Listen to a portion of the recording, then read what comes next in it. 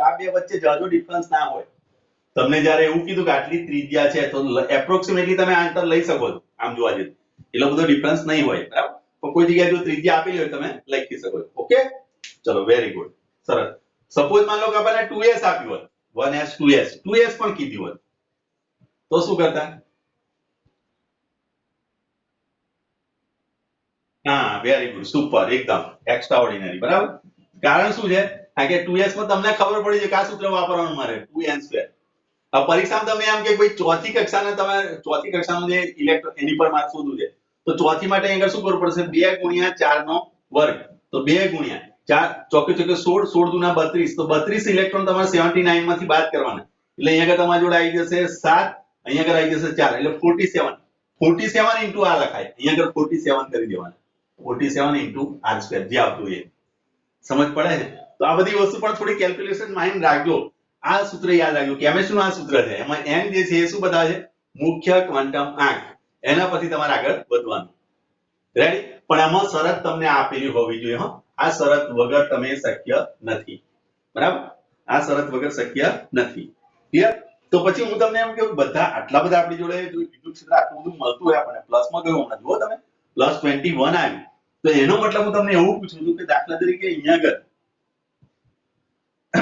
આ ગોલ્ડ છે આ બીટી છે બરાબર આ ગોલ્ડ તો મને કરંટ કેમ નહીં લાગતો? આપણને કરંટ કેમ નથી લાગતો? આપણે પહેરીએ છીએ છેક નજીક રહીએ છે ને ઘરના પહેરીએ છીએ. આ ચશ્માની ફ્રેમ છે એ પણ કોઈ ધાતુની બનેલી છે બરાબર. આપણે કોઈ પણ ધાતુ તમે મોબાઈલ પણ જો ધાતુના જ હશે સ્ટેન્ડ પણ ધાતુનું છે પટ્ટી પણ ધાતુની છે તો એની પર આપણને કેમ કરંટ લાગતો નહીં? એની નજીક જતા રહીએ આપણે છેક ઘસીએ એને. એનું કારણ એ છે કે તમે જે ગોલ્ડ તમે જે પહેર્યું છે તમે આઉટર સાઈડ છો આ ગોલ્ડ અંદર છે આ ગોલ્ડ અંદર છે અને ગાઉસિયન પૃષ્ઠ અહીં હું ગાઉસિયન પૃષ્ઠ દોરવા જઈશ ને તો એનો કુલ વિદ્યુતભાર શું થયો 0. સમજ પડી? આ પણ એક ક્વેશ્ચન બની જાય બરાબર. ચલો સરસ ચલો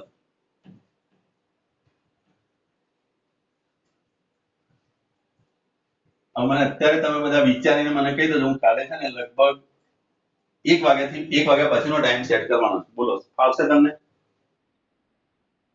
કારણ કે તમારી એક્ઝામ તો હોય વિપુલ સરની કે કોની એક્ઝામ છે કાલે?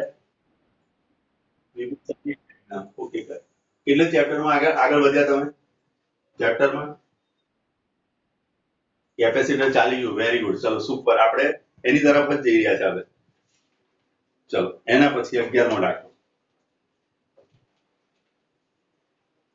11મા ની અંદર જુઓ 11મો દાખલો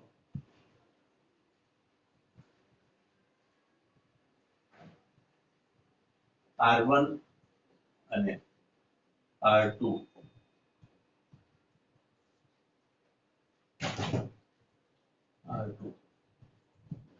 અંદરની અને બહારની ત્રિજ્યા ધરાવતા એક કવચ પર Q વિદ્યુતભાર સમાન. આ સમાનને છે ને લાલ પેનથી લખો એટલે તમે એને હાઇલાઇટ કરજો વધારે. આના વગર શક્ય નથી. સમાન વિદ્યુતભાર વિતરણ થયેલ છે બરાબર. સમાન વિદ્યુતભાર વિતરણ થયેલ છે. તો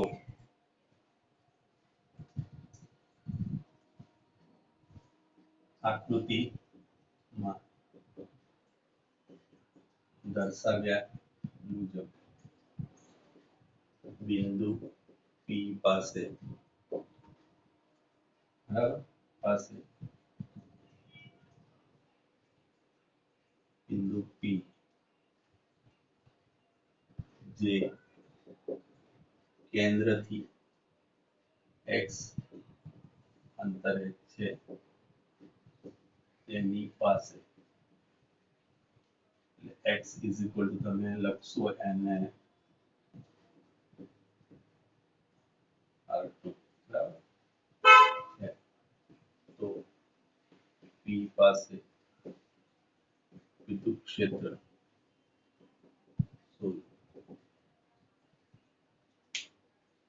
બરાબર. ચલો હવે આકૃતિ દોરી દો. આકૃતિ અહીં દોરો એટલે મને અહીં જગ્યા મળે. ચોક જેવી મજા નહીં આવતી પણ મારા અક્ષર સુધરશે ખરા કદાચ મે બી લોકડાઉન પતશે ના બધું પતે પછી. અહીં પી બિંદુ છે, અંતે તમને એક્સ આપેલું છે, બિંદુ પી છે. આ કવચ છે, એની પર કુલ વિદ્યુત ભાર તમને ક્યુ આપેલો છે, ક્યુ કેપિટલ લો, એની પર વિદ્યુત થયેલો છે. ચલો શું કરીશું હવે?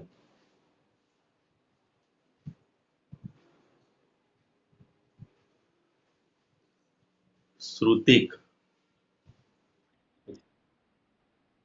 હા આટલું જાડું છે એમ કવચ એટલે હવે હું તમને શું આ રીતનું આ વચ્ચેનો ભાગ ખાલી છે ને અમે જો આ રીતનું કવચ છે, વચ્ચે હવા છે બરાબર, આ રીતે છે.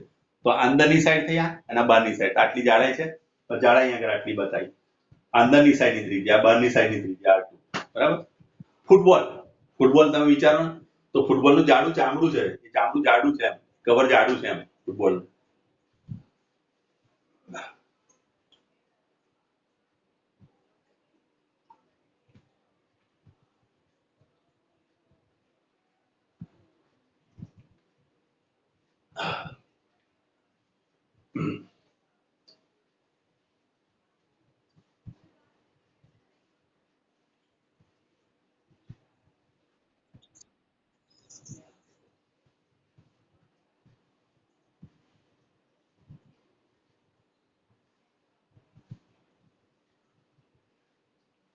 બોલો શું કરીશું?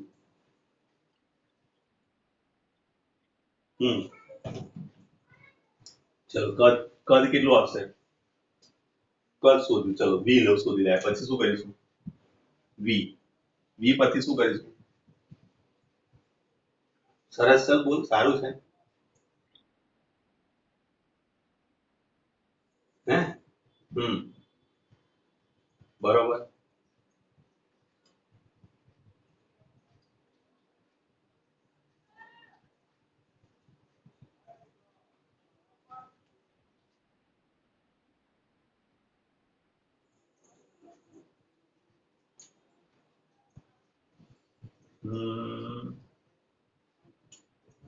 આની પર આ જે ભાગ છે ને એની પર પથરેલો હતો, આ જે ભાગ આ જે લાલ લીટી બતાવતો ને એની પર પથરેલો છે, સોરી મારી ભૂલ છે, કદાચ બતાવો. કવચ પર, કવચની વચ્ચેની સાઈડ, કવચની વચ્ચે એટલે કે જે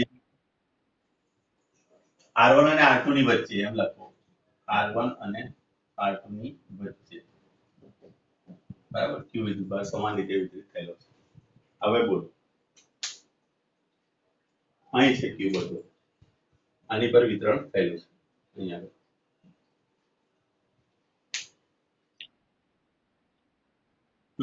પછી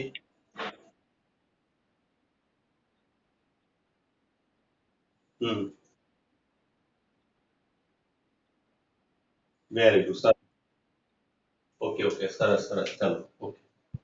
તો હવે અહીંયા આગળ તમે જુઓ, મારે અહીંયા આગળ વિદ્યુત ક્ષેત્ર શોધવું છે, બરાબર. તો વિદ્યુત ક્ષેત્ર કઈ જગ્યાએ શોધવું છે? આપણે x આગળ, બરાબર.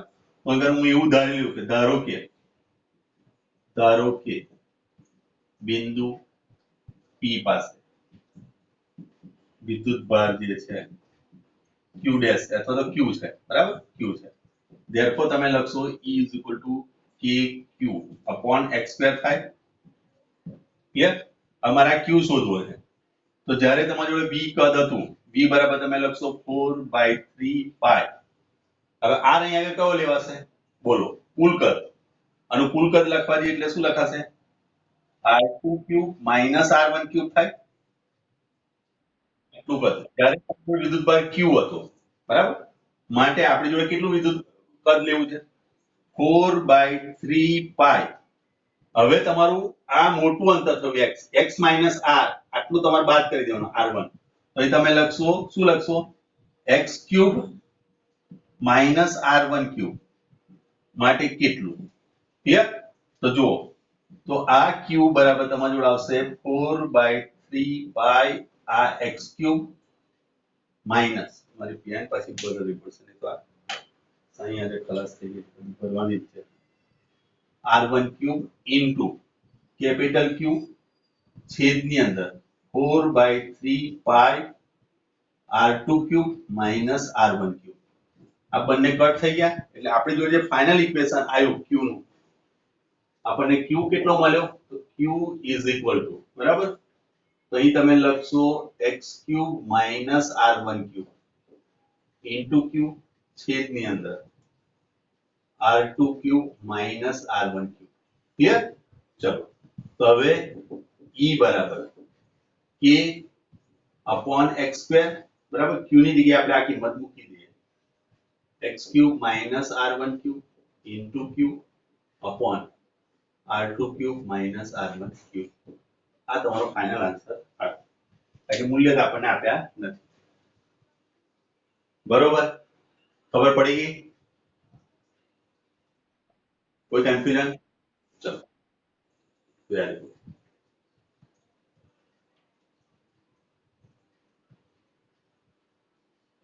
ચલો 12મો દાખલો આવે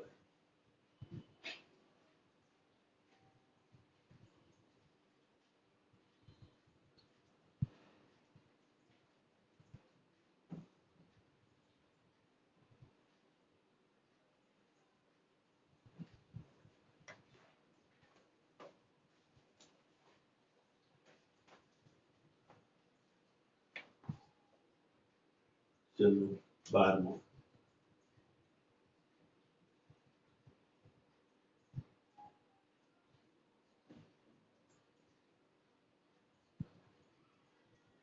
એ ત્રિજ્યાના એક ધાતુના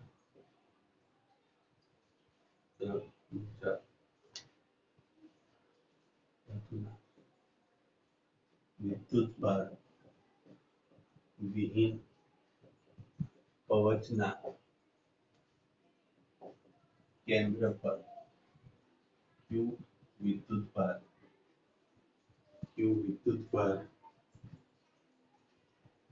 છે તો પહેલું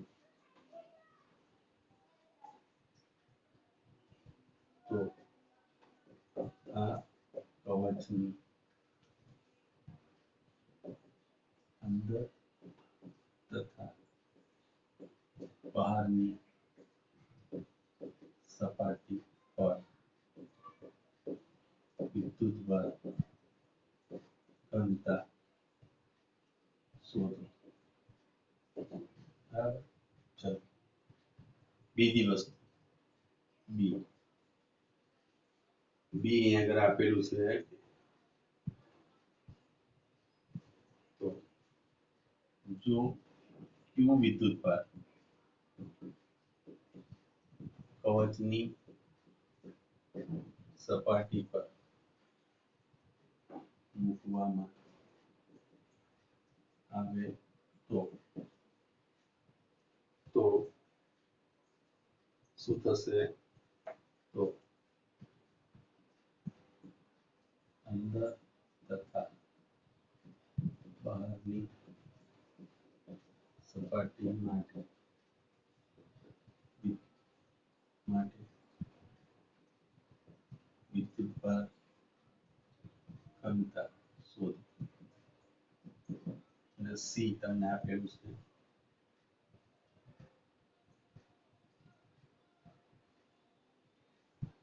કેન્દ્રથી x અંતરે કવચની અંદર કેન્દ્રથી x અંતર એટલે કવચની અંદર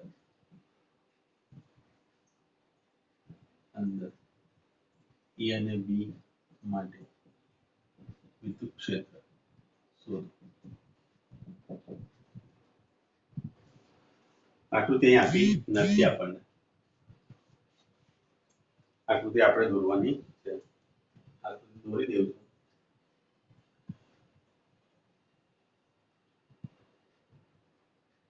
અહીં ક્યુ વિદ્યુતભાર છે, આ કવચ છે, શું થશે? ચલો બોલો.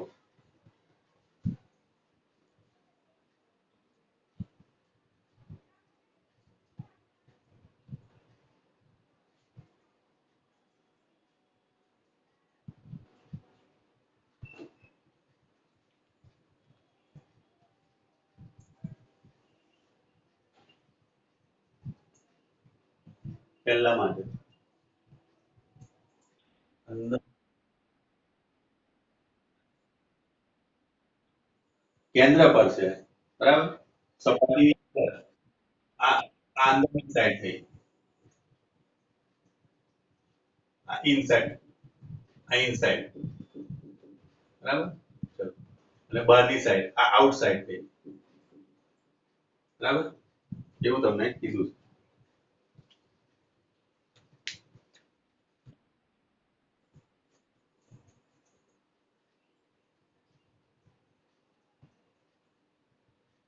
હા બોલો, સરખું જ થશે.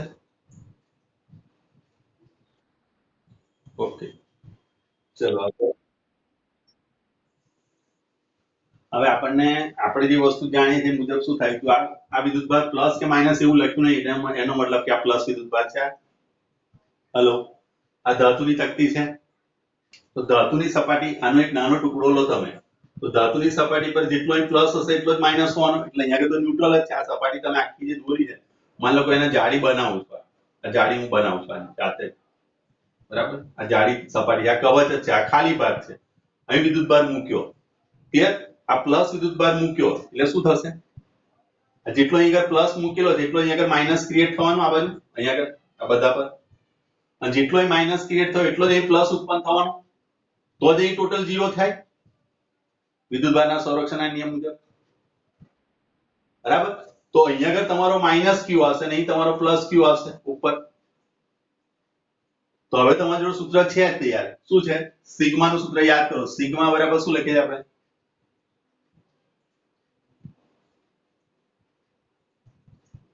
હેલો, ઉભા રહો, ચલો ફરી વાર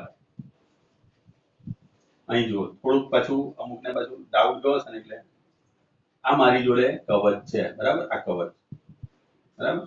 અહીંયા આગળ હું 4 પ્લસ ઇલેક્ટ્રોન મૂક્યા, 4 પ્લસ છે.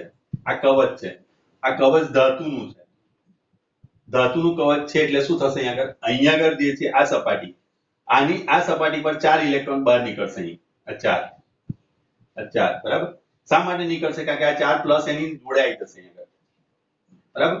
તો આ ન્યુટ્રલ થઈ ગયા, તો એનો મતલબ શું થયો કે અહીંયા આગળ વિદ્યુતભાર શૂન્ય થઈ ગયો એમ કહી શકીએ ને આપણે.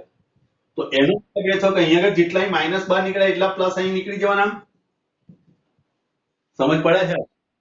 તો એનો મતલબ એ થયો કે જ્યારે અહીંયા તમે ક્યુ વિદ્યુતભાર મૂકો છો તો આ સાઈડે તમારો માઇનસ ક્યુ ઉત્પન્ન થવાનો અને આ સાઈડ તમારો પ્લસ ક્યુ ઉત્પન્ન થઈ જવાનો ઓટોમેટિક. અહીંયા આ વિદ્યુતભાર તમે જેવું મૂક્યું એટલે અહીંયા આ રીતે કન્ડિશન આવી જશે આપણી જોડે. સમજ પડી? Hello, okay. તો એનો મતલબ એ થયો જો ઇનસાઇડ હું ગણવા જઈશ તો ઇનસાઇડ ની અંદર મારી જોડે વિદ્યુતભાર રહ્યો ખાલી ક્યુ માઇનસ, આઉટસાઇડ માં રહ્યો મારી જોડે ક્યુ પ્લસ.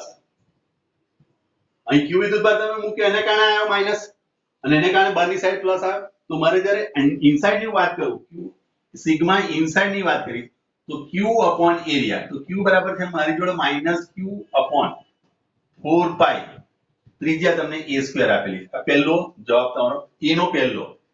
b ની માટે b આઉટ માટે તમે લખવા જાવ તો આઉટ ની અંદર તમારો કેટલો પ્લસ ક્યુ વિદ્યુતભાર છે. હેલો, તો અહીંયા તમારી આવશે plus Q upon 4 pi a square. આ સેકન્ડ જવાબ થયો. એટલે પહેલા a નો જવાબ આવી ગયો આપણે. આમાં સમજ પડી ગઈ? હવે તમે b નો મને શોધીને બતાવો. b નો શું થાય હવે b માટે?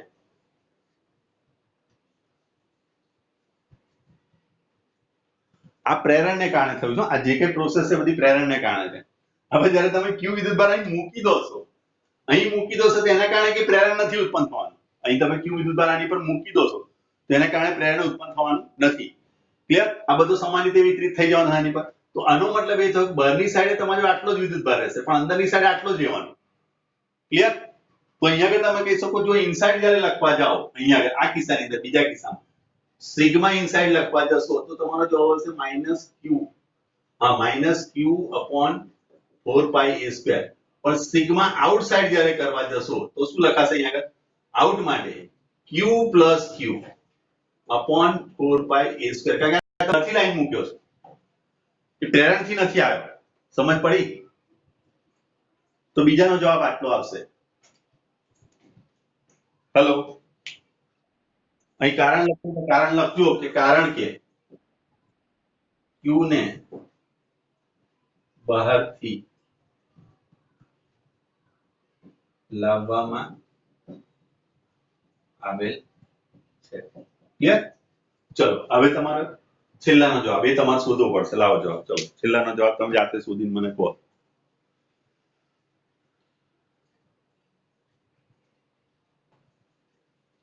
બોલો.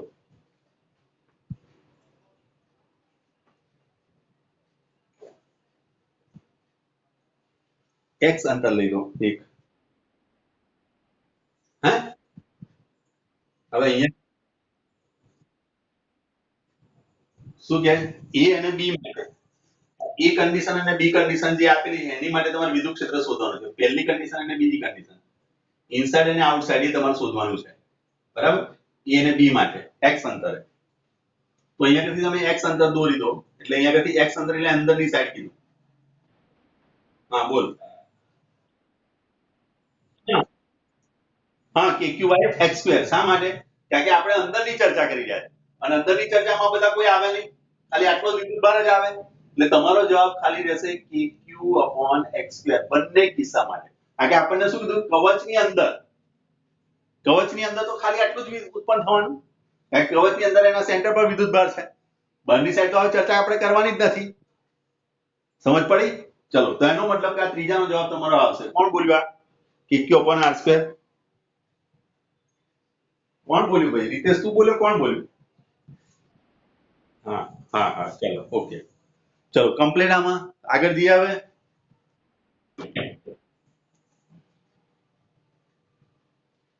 હવે 11 માનું જે મારું શેડ્યુલ આવશે ને એ હું તમને હમણાં કહું છું. બરાબર? પાર્થ સર જોડે વાત કરીને બધું ફાઇનલ કરીને તમને કહી દઉં છું કાલનો ટાઈમ. બરાબર?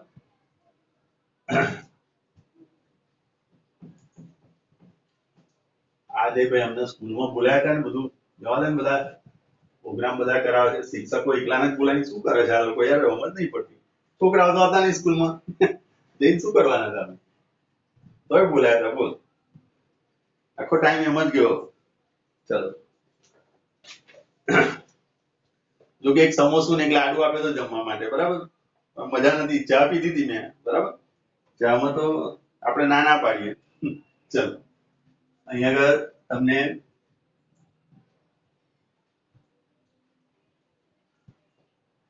બેરિલિયમ પરમાણુ માં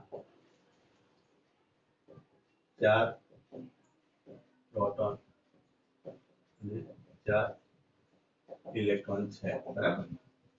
ચલો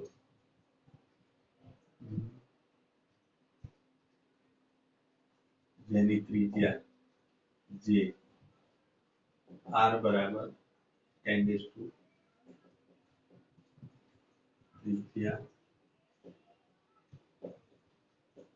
ધરાવતા પદમાં સમાયેલ છે. તમને ત્રિજ્યા પણ એને શોર્ટમાં આપી દીધી છે.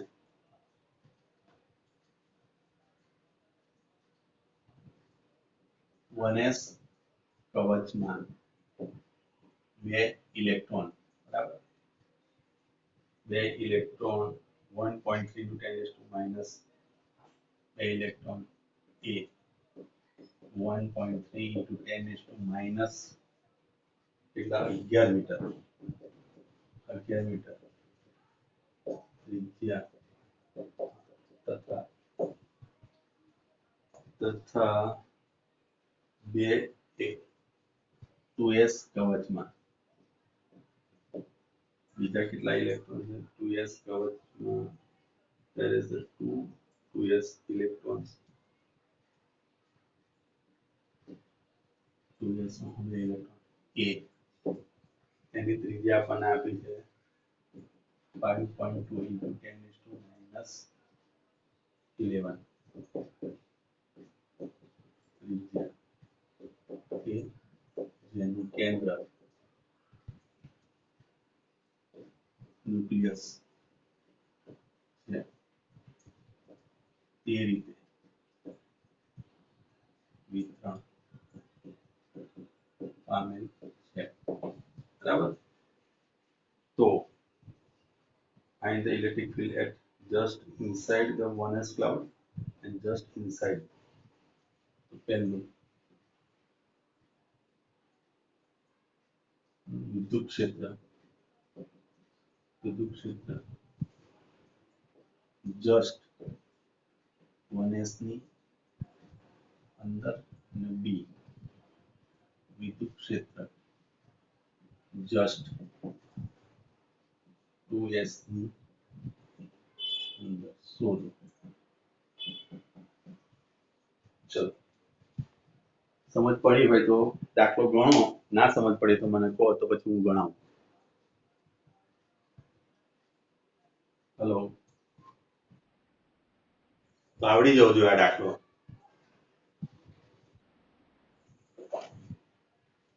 લાવો જવાબ ચલો આ પ્રોટોન પહેલા મેલો આકૃતિ દોરજો દરેક જણ આ ન્યુક્લિયસમાં આપણી જોડે 4 પ્રોટોન એટલે 4 પ્લસ e લખો અહીંયા આગળ તમારી જોડે આવશે આ 1s અને આ 2s બરાબર ચલો આ 1s ની અંદર જે ઇલેક્ટ્રોન હશે એ -2e લખાશે અને આ લખાશે -2e બીજા એટલે -4e થાય બરાબર ટોટલ ઇલેક્ટ્રોનની વાત કરીએ પડી આ બેને કન્સિડર કરીએ તો આમ તો અલગ અલગ ગણવા જાવ તો આ બે e છે આ 2e ને 2e અને આ 4e ટોટલ 0 થઈ ગયો બરાબર હવે તમને શોધવાનું કીધું છે આની પહેલી ત્રિજ્યા r1 આપેલી છે આની ત્રિજ્યા તમને એક r2 આપેલી છે આ r1 છે અને આ r2 છે બરાબર ચલો લાવો તો જવાબ બંનેના1/r² જ યુઝ કરવાનું છે બરાબર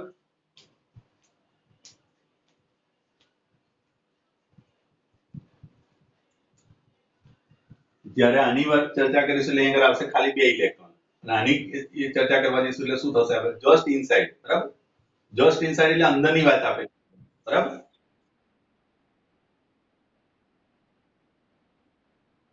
હા ઓકે તો શું જવાબ